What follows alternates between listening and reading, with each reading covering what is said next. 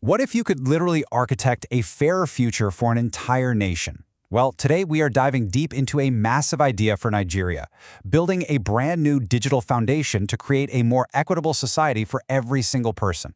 Let's jump right in. Okay, let's start with a huge question. What if a single click could actually change a nation? I know, it sounds kind of futuristic, right? But it really gets to the core of what we're talking about today. That technology isn't just about making things faster. It's about making them fairer.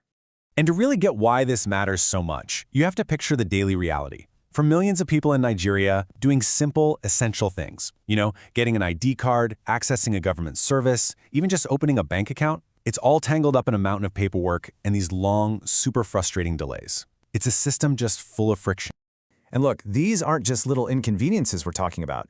They're massive hurdles that can lock people out of the economy and really slow down progress for the whole country. So that's the core challenge. The big question is, what can be done about it? Well, what if there was a way to start taking apart all those hurdles? A foundational solution that could make these services accessible to everybody. This is where a really powerful concept comes into play: building a national digital backbone. So what in the world is digital public infrastructure, or DPI anyway? Honestly, the best way to think about it is like this. You know how every country has physical infrastructure, roads, bridges, railways that move people and goods around? Well, DPI is the digital version of that. It's the digital roads, bridges, and railways that let data, money, and services flow smoothly and securely to everyone. And the benefits of getting this right? They're huge. A strong DPI means way better, faster government services. It means bringing millions of people who don't have bank accounts into the financial system. It shines a light on things, making it a lot harder for corruption to hide. And, all of this together works to fuel some real, serious economic growth. The cool thing is, this isn't just some theory on a whiteboard. It's a proven model that's already changing countries all around the world. So let's take a look at how this is played out elsewhere.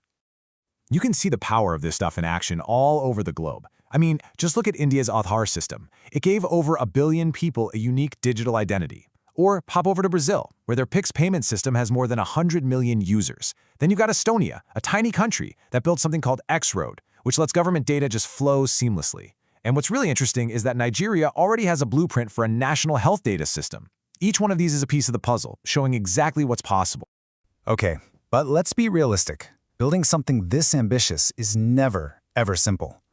To get the full picture, we have to talk about the very real roadblocks that are on Nigeria's path to this digital future.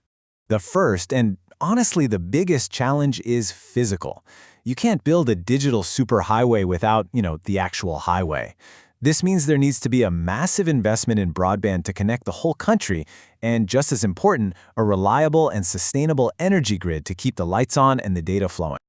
All right, next up is the human side of the equation. Because what's the point of having this world-class digital system if people don't know how to use it, right? That's why targeted digital literacy programs are absolutely essential. It's all about closing that skills gap and making sure this transformation includes everyone, so that absolutely no one gets left behind. And finally, we have what might just be the most critical piece of the entire puzzle: trust. For people to really embrace this, they have to feel confident that their personal data is safe, totally secure.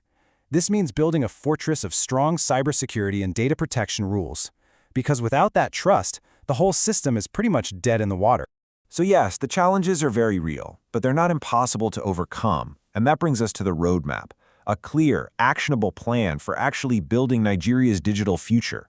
The path forward really boils down to 3 key steps. First, invest in that foundational infrastructure, the broadband and the power grid. Second, you have to bring everyone to the table. The government can't do this alone. It's going to need strong partnerships with the private sector. And third, and this is so important, everything has to be designed for inclusion from day one, making sure it's easy to use for all citizens. So here's the bottom line. By facing these core challenges, infrastructure, skills, and security, head on, Nigeria has this incredible, historic opportunity.